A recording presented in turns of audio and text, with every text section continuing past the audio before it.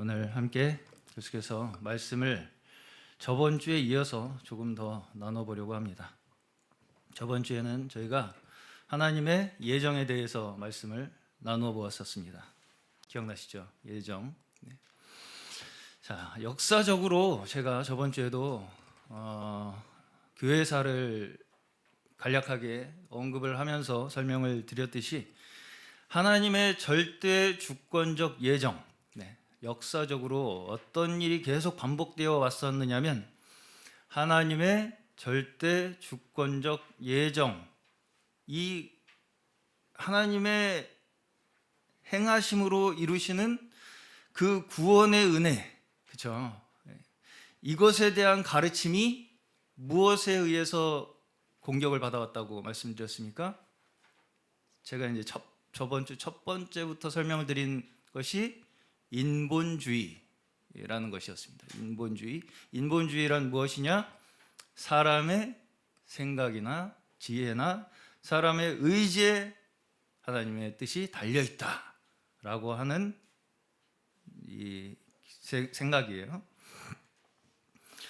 그리고 이제 그 역사는 사실상 우리 인류 역사와 함께 해온 역사다. 이렇게 제가 저번 주에 간략하게 설명을 드린 바가 있습니다. 자, 하나님께서는 창세기 1장에서부터 창조 사역을 행하시죠. 이 세상 만물 우주를 창조하시고 그 가운데 사람을 두셨습니다. 그리고 첫 번째로 사람을 창조하신 후에 명령하신 구절이 있어요.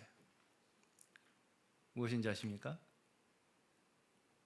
첫 번째로 사람을 창조하시고 나서 사람에게 하신 명령, 창세기 1장 28절.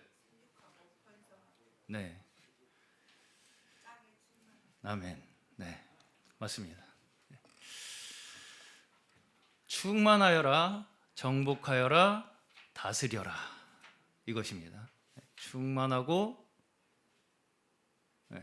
다스리고 정복하고 다스려라. 이것이 하나님의 형상과 모양대로 지음받은 사람에게 하나님께서 두신 첫 번째 뜻이었어요. 자, 그러면 이것이 뭘 위한 것이었겠습니까? 하나님께서 사람을 창조하시고 세상에 두시고 번성하고 충만하고 정복하고 다스려라. 이게 뭘 위한 것이었겠습니까? 하나님께서 우리에게 하나님의 영광을 나타내라는 것이었죠. 하나님의 형상과 모양대로 지음받은 우리가 이 세상에서 충만하고 다스리고 정복하는 그 자체가 하나님의 영광을 나타내는 일이었다고요. 그렇죠? 근데 이제 곧 어떻게 됩니까? 아담과 하와는 하나님을 떠나게 되죠. 자, 이걸 다시 말하면 원래 하나님께서 우리에게 두신 창조의 목적, 이 땅에 충만하고 정복하고 다스리라는 이 하나님의 창조의 목적에서 벗어나게 됐다는 얘기예요. 벗어나고 하나님의 원래는 그것이 하나님의 영광을 위한 것이었죠. 근데 누구의 영광을 위한 것이 되었다고요? 우리의 영광, 내 영광, 자신의 영광, 내 자기 자신만의 기쁨과 나만의 만족을 위해서 살게 된 것이 우리 인류 타락의 본질이죠. 이것이 이제 창세기에서는 선악과라고 하는 하나님께서 금지하신 그 나무의 열매를 먹는 것으로 나타나고 있는 것입니다. 그렇죠? 선악과. 선악과가 뭐예요? 선악을 알게 하는 나무죠. 그래서 뱀이 사람을 이 선악과를 가지고 유혹할 때 뭐라고 얘기합니까? 이 열매를 먹으면 눈이 밝아져서 하나님과 같이 되어서 선악을 하는데 하나님과 같이 될 것이다. 이렇게 유혹을 한단 말이에요. 그렇죠? 자, 다시 너희 눈이 밝아져서 하나님과 같이 되어서 선악을 아는데 하나님과 같이 될 것이다. 이렇게 유혹을 한단 말이에요. 그렇죠? 그게 선악과죠. 자, 다시 말해서 타락의 본질이 어디에 있다는 거예요? 여기서 사탄, 이 뱀이 사람을 유혹하면서 두 가지를 언급을 하죠. 눈이 밝아질 것이고 알게 될 것이다. 그렇죠? 자, 다시 말해서 타락의 본질은 무엇을 보느냐, 무엇을 아느냐에 있다는 거예요. 우리가 뭘 보고 뭘 아느냐에 우리의 타락의 본질이 있다는 거예요. 사사기를 대표하는 구절이 무엇이냐면 사사기 맨 마지막 구절. 우리 이진우 형제 한번 읽어줘 보세요. 사사기 맨 마지막 구절이 뭐예요?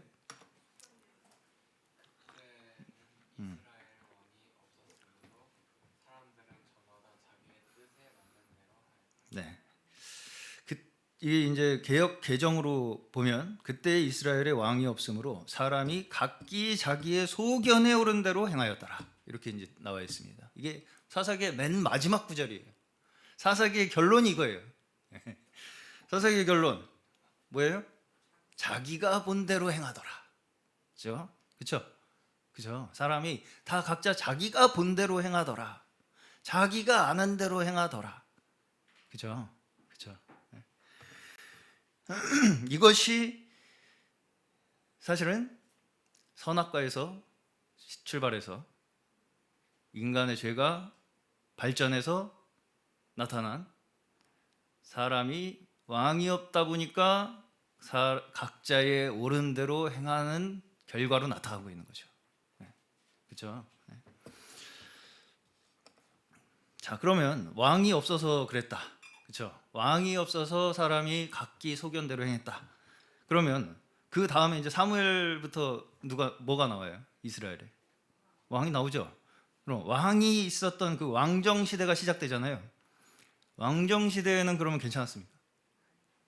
왕정 시대에는 소견대로 안 행했어요? 네, 그렇지 않았죠. 여전히 사사기와 크게 다르지 않습니다. 그 상황이 사사기하고 그렇게 크게 달라지지 않아요. 네. 물론 여기에 이제 보시면 다윗과 같은 왕, 이 다윗은 성경에서 하나님의 마음에 합한 자다 이렇게 이제 하면서 택함 받은 자의 대명사로 인용이 많이 됩니다. 다윗은. 그렇죠? 그래서 이제 성경 보시면 자, 두 구절만 잠깐 보겠습니다. 역대하 17장 3절. 역대하 17장 3절. 읽어 보시죠. 여호사밧이 왕이 되면서부터 그의 조상 다윗이 걸어간 그 길을 따랐으므로 주님께서 여호사밧과 함께 계셨다. 여호사밧은 바알 신들을 찾지 아니하고. 자, 다음 왕 열왕기상 22장 52에서 53절 읽어주세요. 그는 주님께서 보시기에 이스라엘의 죄에 빠뜨리게 한 그의 아버지와 어머니가 걸은 길과 느밧의 아들 여로보암이 걸은 길을 그대로 따라갔다. 그는 바알을 섬기고 그것에 절을 하여서 그의 아버지가 한 것과 마찬가지로 주 이스라엘의 하나님께서 진노하시게 하였다. 자, 여기 보시면은 두 가지 길이 나오죠. 눈치채셨나요? 자, 다시 그 전 구절 한번 보여주세요. 여기 무슨 길이 있어요? 다윗의 길. 그 다음에 여호사밧, 여로보암의 길. 네, 그렇죠? 주로 이제 구약에서 이 역사서에서 보시면 왕들에 대한 평가를 다윗의 길을 따랐냐, 여로보암의 길을 따랐냐로 비교를 많이 해요. 네. 근데 여기서 이제 다시 역대하 다윗이 잘한 일이 뭐라고 설명하고 있습니까? 다윗이 잘한 일이 뭐예요? 바알 신을 찾지 아니했다. 그렇죠? 그러면 여로보암이 잘못한 건 뭐예요? 바알을 섬기고. 네. 그렇죠? 여로보암이라는 왕이 어떤 일을 한 사람이냐면 간단하게만 말씀드리겠습니다. 산당을 만든 사람이에요. 산당이 뭐냐면 원래 하나님께서 정한 장소에서 정한 방법으로 하나님 앞에 예배를 드려야 되는데 이 여로보암이라는 사람이 자기 중심적으로 자기 편의대로 예배 처소를 정하고 방법을 만들었어요. 그래서 결국은 그 여로보암이라는 사람이 그렇게 산당을 만들므로 해서 이스라엘의 역사 내내 우상숭배가 끊이지 않게 된 근본적인 원인을 제공한 사람이 이 여로보암이라는 사람이었습니다. 자, 그러면 왕정시대의 핵심 키워드는 뭐예요? 왕정시대를 가르는 핵심 키워드가 뭡니까? 우상이죠. 우상. 얼마 전에 제가 이제 청년부 모임에서 토론을 하는 자리에 잠시 참석을 한 적이 있었는데요. 그때 주제가 왜 사람들이 하나님을 이렇게 믿지 않을까에 대한 주제였습니다. 기억나시죠? 무슨 얘기 할지도 알겠어요? 거기서 이제 이진호 형님이 이런 질문을 했었어요. 그래도 사람들이 우리가 생각하기에 사람들이 하나님을 믿지 않는다고 생각하지만 그래도 나름대로의 신을 찾지 않느냐? 나름대로 그래도 다 사람들이 신을 찾지 않습니까? 이런 이제 질문을 하셨어요. 그래서 이제 제가 뭐라고 대답을 하겠습니까? 그것을 우리는 성경에서 뭐라고 부른다? 우상이라고 부른다.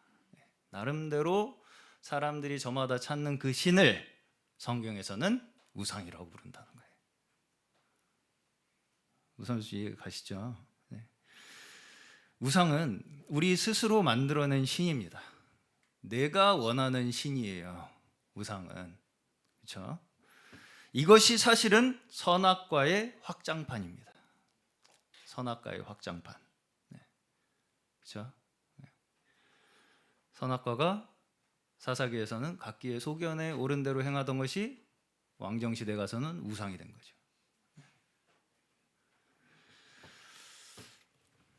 스스로 선악을 구분해서 내 지식으로 옳고 그름을 판단하려고 하는 그 인간의 욕망이 계속 발전하면서 나타나는 것이 성경에서 말씀하는 우상이에요. 네, 우상입니다. 그리고 신약으로 넘어와서 계속해서 예수님과 유대인들의 갈등을 일으키는 것도 결국 무엇입니까? 성경을 자기의 소견대로 받아들이고 해석하는 것이었습니다.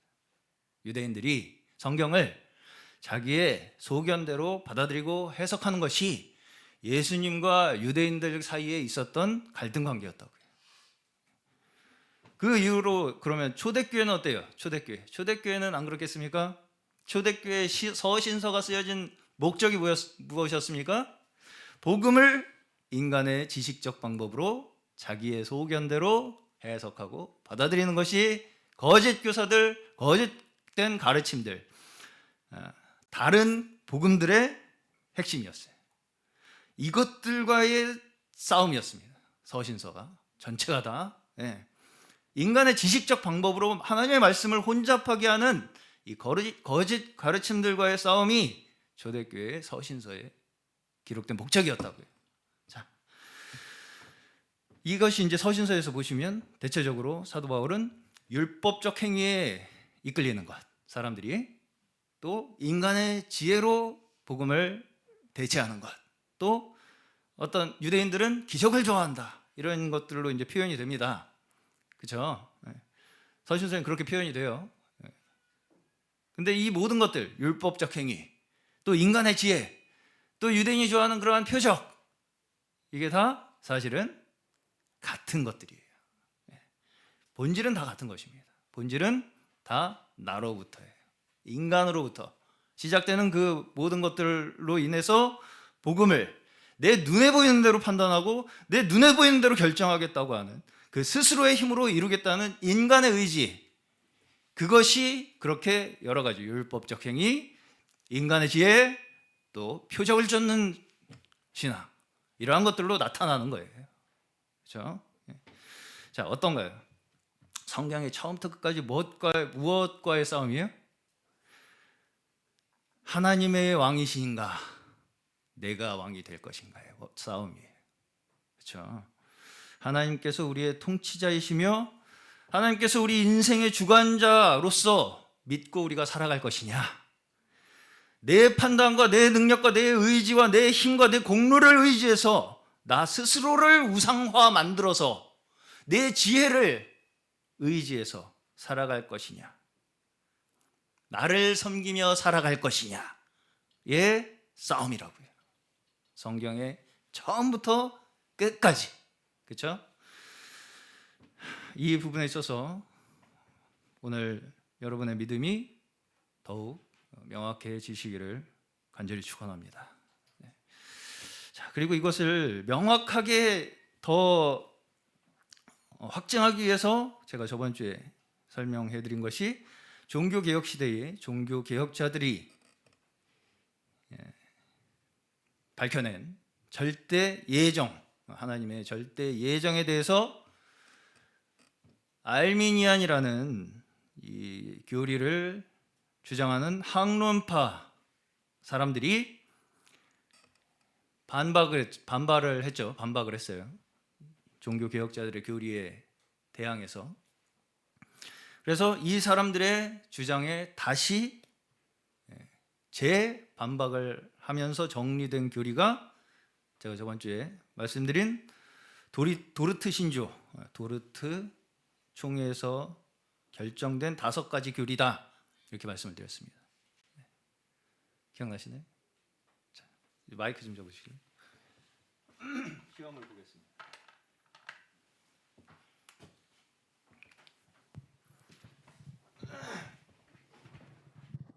1번 뭐예요? 네? 아, 여기 다 써 있죠? 전적 타락.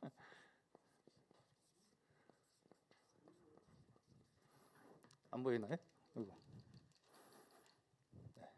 두 번째 뭡니까? 네, 무조건적 선택.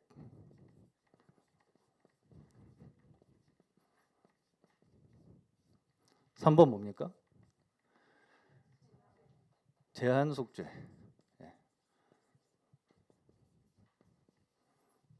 4번 저항할 수 없는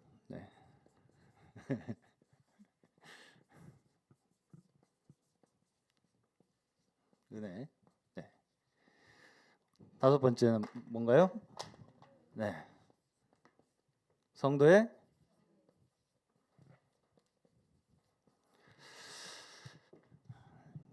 자, 제가 이것을 한마디로 요약하면 뭐라고 말씀드렸습니까? 하나님께서 죄인을 성도 만드신다.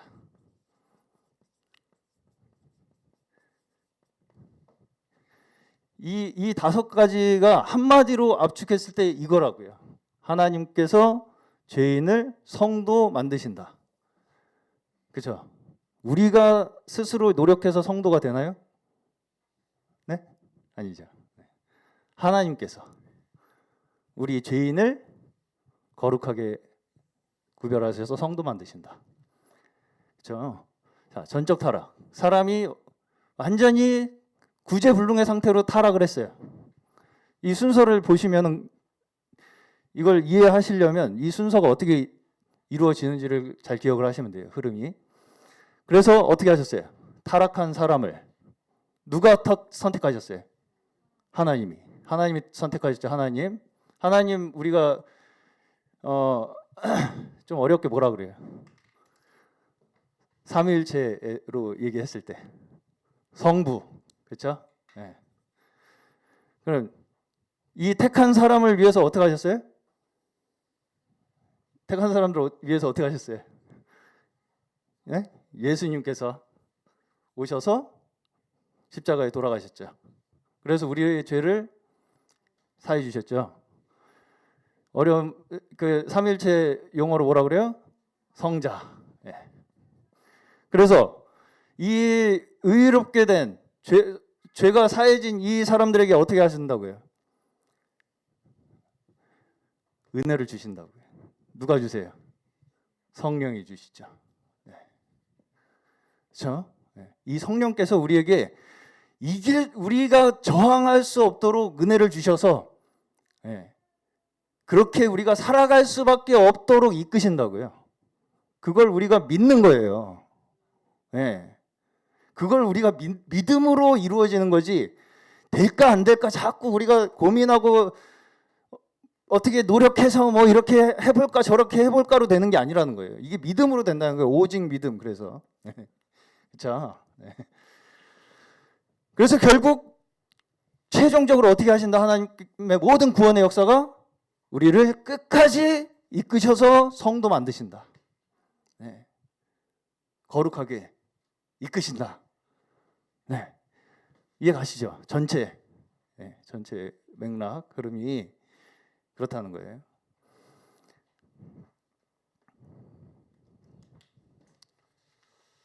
자, 우리가 이 중심만 잘 알고 계셔도 성경을 읽으실 때 훨씬 이해하기가 쉬우실 것입니다. 이 중심을 잃어버리고 성경을 보면 왜 성경이 자꾸 이랬다 저랬다 하지? 왜 이렇게 좋았다 나빴다 하지? 자꾸 사람들이 하는 걸 우리가 이해하기가 쉽지가 않아요. 그러면서 이제 그 성경에 있는 내용들을 나 편한 대로 잘라서 적용합니다. 이제 내가 이제 보기 좋은 것만 이제 취하는 거예요. 취사 선택을 한다고요. 어떤 사건 이렇게 해야 되네 이런 것만 이렇게 쏙 뽑아가지고 그렇게 되면 결국 어떻게 되는 거예요? 결국 어떻게 됩니까? 성경을 내 소견대로 해석하게 되는 거죠. 그렇죠? 성경에서 이렇게 하라고 그랬으니까 이렇게 하면 돼 그냥 이런 식으로 성경을 해석하게 된다고요. 그래서 결국 성경을 내 중심적으로 해석하게 되는 결과를 가지고 오는 거예요. 이게 결국 뭐라는 거예요? 뭐와 같다는 것입니까? 앞에서 얘기한 왕정시대에 있었던 우상숭배와 같다는 거예요. 자기 소견대로 행하게 하는 죄를 만든다는 것입니다. 이런 식으로 성경을 바라보는 것이. 우리가 성경을 읽을 때 성경에서 택함받은 사람들의 이야기들을 읽게 되죠. 딱 생각나는 사람 누구예요? 택함받은 구약의 아브라함, 그렇죠? 그리고 모세, 다윗 이런 큰 굵직굵직한 인물들이 이제 먼저 생각이 나죠. 자, 모두 믿음으로 둘째가라면 서러울 사람들입니다. 자, 그럼에도 불구하고 아브라함은 어때요? 아브라함이 했던 실수, 이스마엘, 그렇죠? 이삭을 얻기 전에 자기의 힘으로 이스마엘을 얻게 됩니다. 모세는 어때요? 모세가 왜 가나안에 못 들어가요? 분노 조절을 실패해서 분노 조절을 실패해가지고 모세 가나안에 못 들어가요. 너는 내 영광을 드러내지 못했다라는 이유로 하나님께서 넌 가나안에 들어가지 못한다라는 말씀을 하십니다. 자, 다윗은 어때요? 가장 유명한 실패가 뭡니까? 밧세바 사건이죠. 밧세바 사건. 자기의 가장 충직한 신복 누구예요? 우리야. 그 장군의 부인을 자기가 빼앗기 위해서 죽여요. 그죠? 오늘 저희 본문이 뭐예요? 그 사건 이후로 다윗이 회개하면서 지은 시가 시편 51편입니다. 그 사건으로 다윗의 집에는 칼과 우환이 끊이지가 않아요. 결국은 그 다윗의 말년은 그 집안에 칼이 끊이지 않고 우환이 끊이지 않습니다. 그 하나의 그 실패 때문에.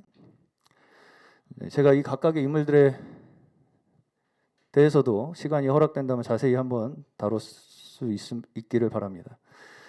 자, 그러면 이 인물들이 우리보다 엄청 특출난 믿음이 있어가지고 그걸 우리에게 보여주기 위해서 이대로만 하면 돼 하기 위해서 위인으로 내세우고 있다고 생각하십니까? 네. 성경에서 가장 중요한 핵심이 뭐라고요? 다시 하나님은 완전히 타락하여 쓸모없는 죄인을 우리가 가지고 있는 조건에 의한 것이 아니라 그 뜻대로 택하신다는 것입니다. 네. 그렇죠? 네. 근데 이제 성경을 보시면 어때요? 여기 사람들 이제 아브라함, 모세, 다윗과 같은 사람들이 그 기대를 하고 있었어요. 내가 하나님이 날 택하시겠지. 그런 사람 하나도 없었어요. 하나도 없었어요. 오히려 나 자신에 대해서 특별히 내가 쓰임 받을 거라는 기대를 하지 않던 사람들이에요, 다. 네. 왜 나예요? 뭐 이런 거예요, 다. 왜 나예요? 왜 나? 그런데 또 우리는 이런 사람들의 이야기만 들으면 어떤 생각이 먼저 드냐면, 그럼 나는 택하셨을까요? 그럼 나는 택하셨을까? 왜 이런 의문이 드냐면, 아브라함의 가장 믿음의 행위가 뭐였습니까?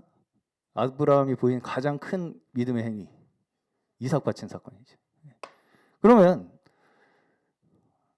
아브라함이 이삭 바친 사건만 보면 우리는 두렵습니다. 좌절감이 들어요. 나한테도 뭐 바치라 그러면 어떡하시지? 그럼 난 바칠 수 있나? 그렇죠. 그러면 나 지금 못 바칠 것 같은데 그럼 난 택함 못 받았나?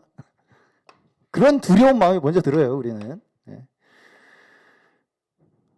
자, 우리가 이런 질문을 하기에 앞서서 먼저 우리가 알아야 될 게 뭐냐면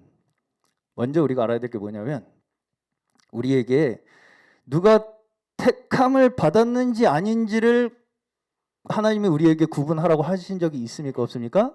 없어요. 택함은 전적으로 누구에게 달려 있어요? 하나님께만 달려 있어요. 내가 이렇게 나는 아브라함처럼 이상 못 바칠 것 같은데 나는 택함 받았나 못 받았나 그 걱정해서 돼요? 안 돼요? 해결 안 돼요. 그렇게 한다고 해결되는 게 아닙니다. 그럴 권한을 우리에게 주신 적도 없으세요. 그렇죠? 네. 그러면 택함의 증거를 우리는 어디에서 찾을 수 있겠습니까? 택함의 증거. 다윗은 시편 51편에서 뭐라고 이야기해요? 시편 51편. 시편. 네. 5절. 51편 5절. 뭐라고 이야기합니까? 내가 죄악 중에 출생했다. 네. 그렇죠? 자, 여기서 확인할 수 있는 먼저 하나님의 마음에 합한 자, 다윗이 만약에 하나님의 마음에 합한 자라고 했을 때 이 다윗이 하나님의 마음에 합했다라고 하는 그 증거가 첫 번째 뭐예요? 자신이 죄악 중에 출생했다는 걸 고백하는 거예요. 네. 하나님의 마음에 합한 자, 택한 자의 증거가 첫 번째 어디서 나타나느냐? 얼마나 내가 쓸모없고 멸망할 수밖에 없는 죄인인가를 이 내 피부 뼛속 깊이 뼈저리게 깨닫고 고백하는 그 마음에 있다는 거예요. 복음에 대해서 가장 논리적으로 쓰여진 성경이라고 우리가 평하는 로마서에서 이것을 또한 이야기합니다. 로마서 3장 9절에서 12절이에요. 로마서 3장 9절에서 12절. 그러면 우리 무엇을 말해야 하겠습니까? 우리 유대 사람이 이방 사람보다 낫습니까? 전혀 그렇지 않습니다. 유대 사람이나 그리스 사람이나 다 같이 죄 아래에 있음을 우리가 이미 지적하였습니다. 성경에 이렇게 기록되어 있습니다. 의인은 없다. 한 사람도 없다. 깨닫는 사람도 없고 하나님을 찾는 사람도 없다. 모두가 곁길로 빠져서 쓸모가 없게 되었다. 선한 일을 하는 사람은 없어요. 한 사람도 없습니다. 뭐라고 합니까? 유대인이나 이방인이나 모두가 어디에 놓여 있다고요? 저주 가운데 놓여 있다고요. 다. 누구나. 우리 모두가 원래는 다 하나님의 진노의 대상이었다고요. 네. 자, 우리가 물론 구원받을 때 이 저주에서 벗어나는 것은 사실입니다. 그럼에도 불구하고 그렇다고 해서 그 문제가 이제 나는 끝난 일이니까 나랑 상관없는 일이야 라고만 생각해서는 안 된다는 거예요. 네. 늘 우리의 원래의 자리는 어디였다는 걸 우리가 잊어서는 안 된다고요? 멸망의 자리였다고요. 네. 요한일서 1장 8절에서 9절입니다. 우리가 죄가 없다고 말하면 우리는 자기를 속이는 것이다. 진리가 우리 속에 없는 것입니다. 우리가 우리 죄를 자백하면 하나님은 신실하시고 의로우신 분이어서 우리 죄를 용서하시고 모든 불의에서 우리를 깨끗하게 해주실 것입니다. 아멘. 자, 먼저 우리 성령께서 우리에게 깨닫게 하시는 것이 뭐라고요? 내가 얼마나 죄와 욕망의 노예인지를 깨닫게 하신다는 거예요. 그것을 통해서 내가 하나님의 진노를 내가 받아도 할 말이 없는 마땅한 죄인이라는 것을 인정하게 하시는 것이 하나님께서 우리에게 깨닫게 하시는 첫 번째 마음이라는 것입니다.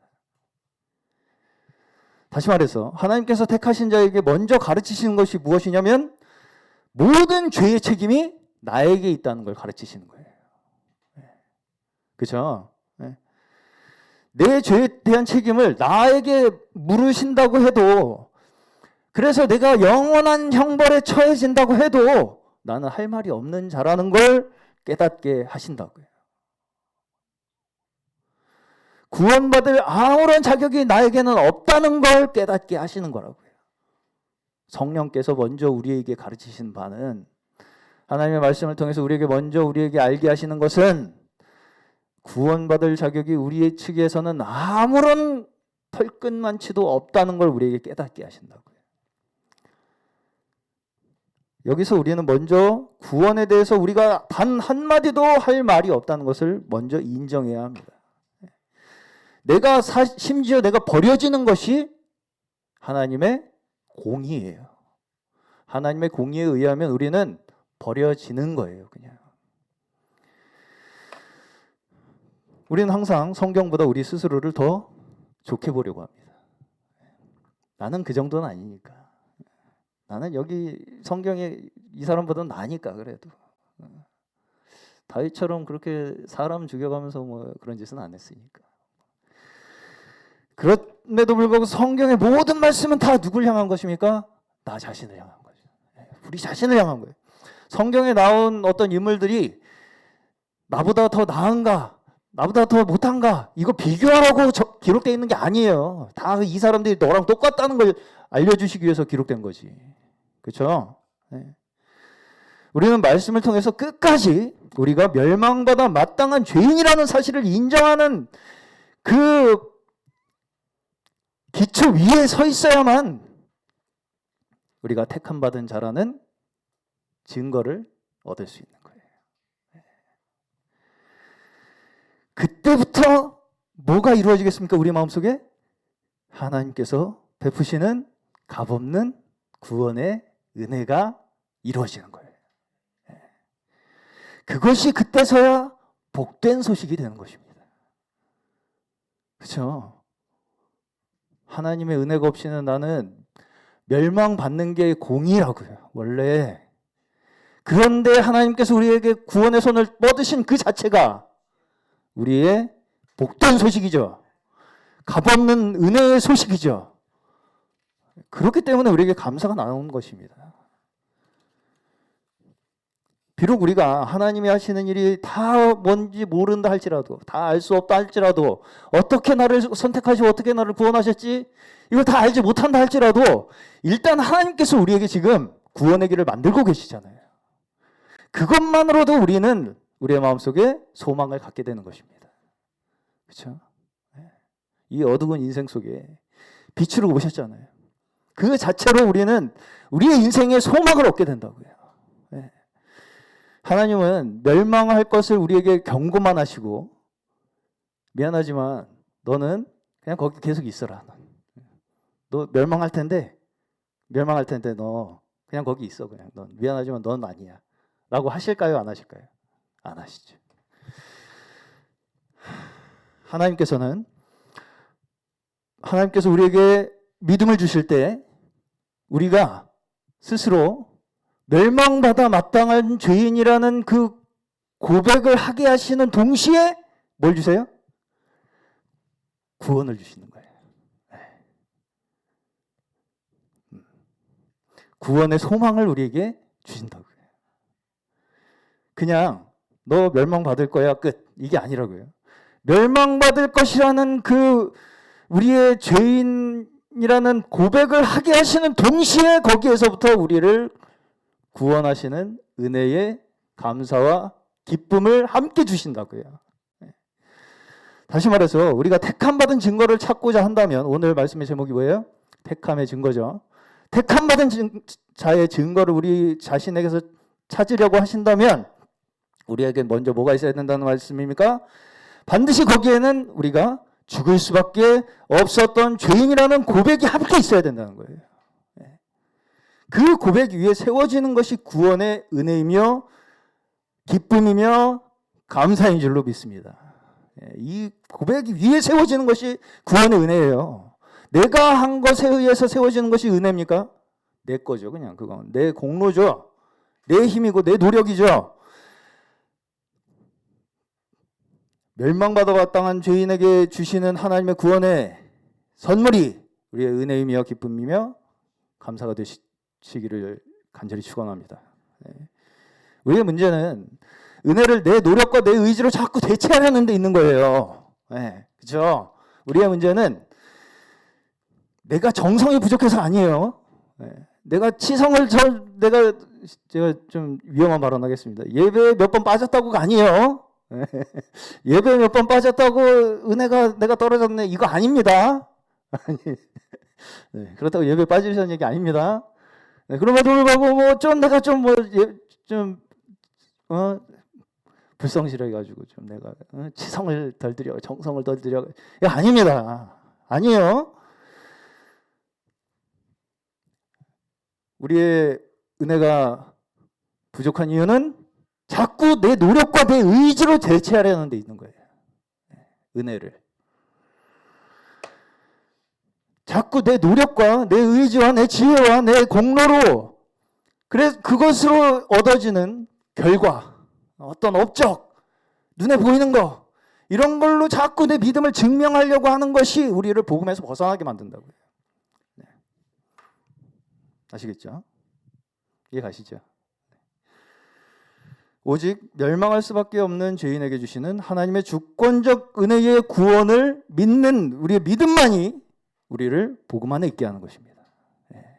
멸망할 수밖에 없는 죄인에게 주시는 하나님의 주권적 은혜, 네. 이것만이 우리를 하나님의 진정한 복음 안에 있게 하신다고요. 자, 그러면 어떻게 해야 되겠습니까? 그러려면 어떻게 해야 되겠어요? 우리가 그 복음 안에 계속 있게 하려면 어떻게 해야 되겠어요? 예배에 빠지면 안 되겠죠. 네, 결론은 예배에 빠지면 안 되겠죠. 네, 빠지신다면 꼭 영상으로라도 말씀을 들으심으로써 이 말씀이 결국은 우리에게 행하시는 것이 뭐예요? 나 중심에서 하나님 중심으로 우리의 믿음을 옮기시는 것이 말씀이에요. 그렇죠?